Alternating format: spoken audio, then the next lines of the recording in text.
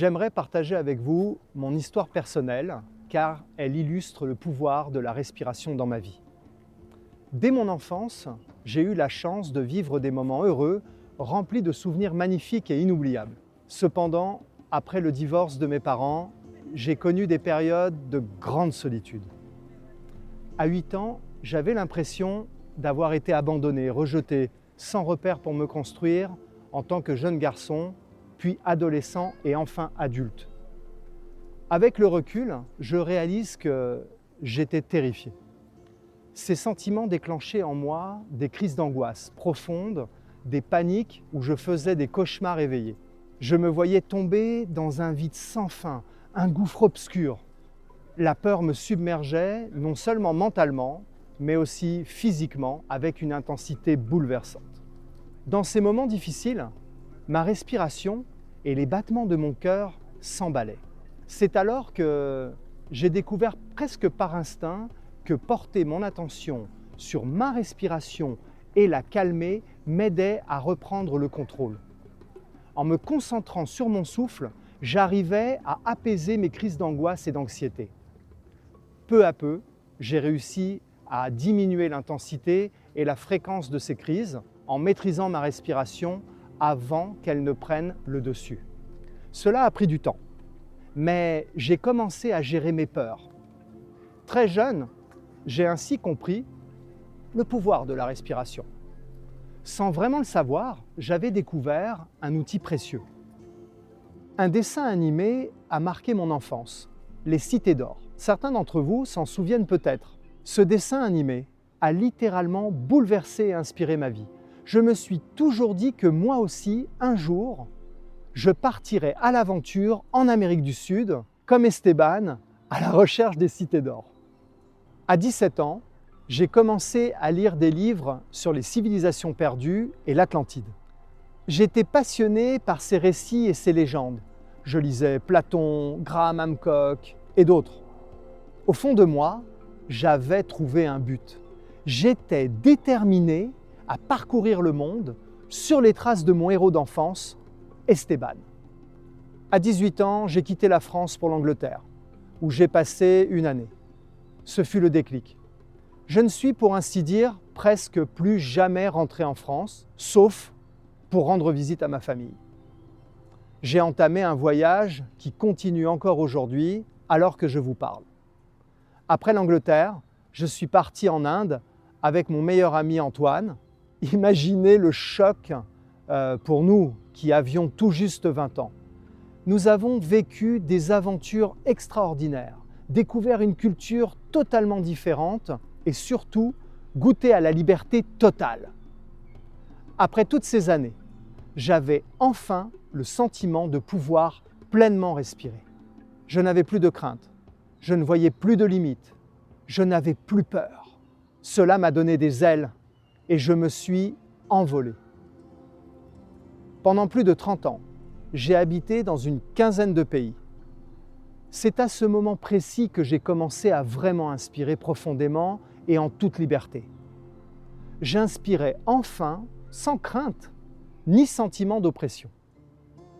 Je suis parti cette fois seul en Asie du Sud-Est.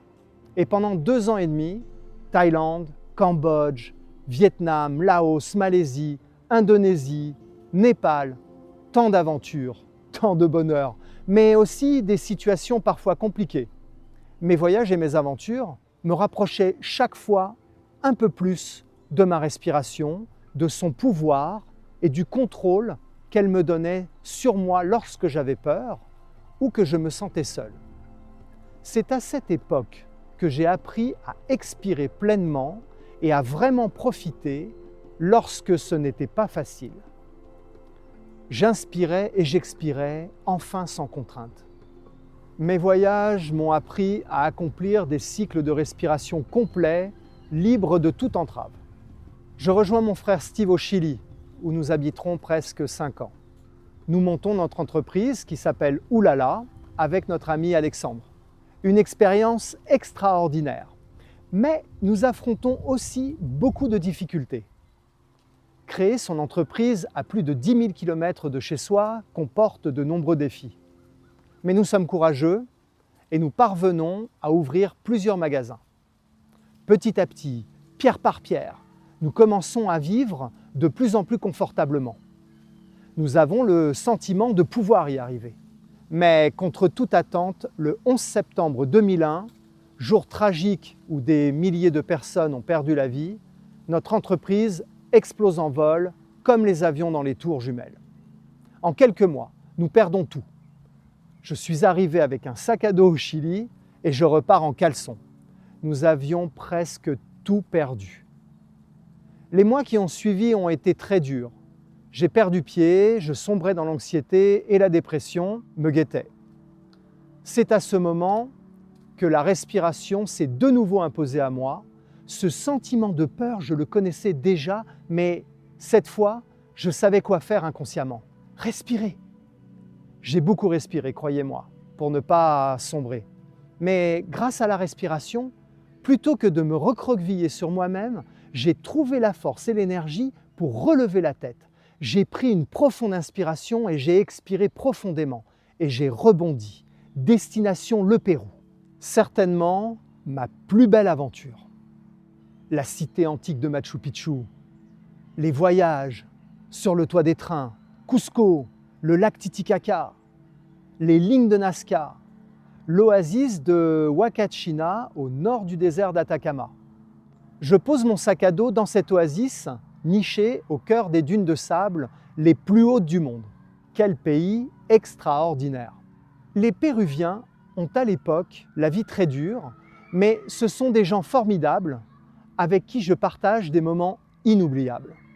Avec mes deux associés péruviens, nous créons un circuit en 4x4 de 30 km au cœur du désert, ce qui nous permet d'accéder au sommet des plus hautes dunes, où nous avons amené des centaines de touristes par an pour faire de la luge et du surf. Mais 12 mois sur 12, le sable ne fond pas. Je respirais enfin à nouveau. Le destin est souvent plein de surprises. Je dois malheureusement quitter le Pérou, mais je repars avec le plus beau cadeau que la vie m'a fait. J'ai rencontré Paul, la femme de ma vie, ma meilleure amie. Elle est québécoise et nous partons tous les deux pour le Maroc. Au Maroc, nous créons notre entreprise avec mon ami Omar, mon cousin Jérôme et Paul. Nous créons Dunes et Désert. Nous accueillons des milliers de touristes par an et employons une trentaine de personnes. Le Maroc est un pays magnifique. Les Marocains sont des gens d'une grande gentillesse, un grand peuple avec une histoire riche et complexe. Je ne peux que les remercier pour leur accueil et tout ce qu'ils m'ont appris. Le Maroc a été pour moi une véritable université. C'est également au Maroc, à l'aube de ma quarantaine, que mes problèmes de santé ont commencé à se manifester. Mon alimentation ne m'aidait pas, sans grands excès, mais chaque jour un peu de tout, de la nourriture industrielle, du sucre, de l'alcool, des glaces. Ces habitudes ont conduit à des douleurs physiques et une inflammation chronique. En quête de solutions à mes souffrances, j'ai approfondi mes connaissances en respiration et je suis devenu instructeur, d'abord pour moi-même. C'est à cette époque que j'ai appris et pu observer sur moi-même les pouvoirs des bains de glace. En plus de la respiration, j'ai commencé à utiliser le froid pour diminuer mes douleurs physiques et réduire l'inflammation. J'en faisais quotidiennement et je ne pouvais plus m'en passer. Cette pratique est devenue une partie intégrante de ma vie, m'apportant un soulagement et une énergie nouvelle. Nos garçons, Elliot et Tom, sont nés au Maroc et nous y habiterons 17 ans. Que du bonheur et que d'aventures. Je pensais vivre toute ma vie au Maroc et certainement y mourir. Mais le destin nous réservait autre chose. Avec la pandémie de Covid-19, nous avons été obligés de fermer les portes de notre entreprise pendant 18 mois. Ce fut trop long. Et afin de sauver l'entreprise, nous avons pris la décision, avec Paul et nos deux garçons, de partir pour le Québec. J'ai cru devenir fou. Le sol se dérobait sous mes pieds. J'avais de nouveau la même sensation que lorsque j'étais enfant et que je tombais dans un gouffre sans fond. Honnêtement, j'aurais pu sombrer, j'aurais même pu devenir méchant avec les gens que j'aime.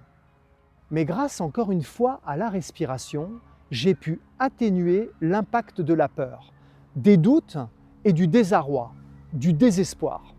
Faites avec moi cette inspiration. Vous êtes prêts? Inspirez. Expirez. Et à nouveau, j'ai pu rebondir et nous avons rebondi en famille. Nous sommes présentement au Québec avec Mathieu. Nous avons créé O2CO2 et notre but est de faire respirer le monde. Je continue bien entendu de faire de la respiration, des bains froids et de la méditation tous les jours. Toutes ces techniques de la méthode m'ont beaucoup aidé à gérer mes difficultés. En continuant et en allant plus loin dans la pratique, j'ai même réalisé 3 records du monde. Je n'aurais jamais cru pouvoir en être capable, même pas en rêve. La méthode m'a permis d'aller mieux lorsque je n'étais pas en forme et lorsque je me suis senti mieux, elle m'a permis d'être plus performant, même de me surpasser et de révéler une nouvelle version de moi-même. Je m'excuse si mon histoire est un peu longue, mais c'est mon histoire. Et c'est à travers elle que je veux commencer à vous sensibiliser à la respiration. Si j'ai pu toujours rebondir et garder espoir, c'est grâce à elle et à son pouvoir. Elle nous donne la vie, elle nous donne l'énergie. Elle est en nous.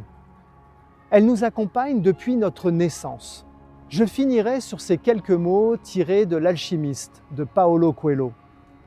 Ce jeune berger qui garde ses moutons et qui rêve d'aventure, il fera le tour du monde et vivra des expériences incroyables, toujours en quête d'un trésor.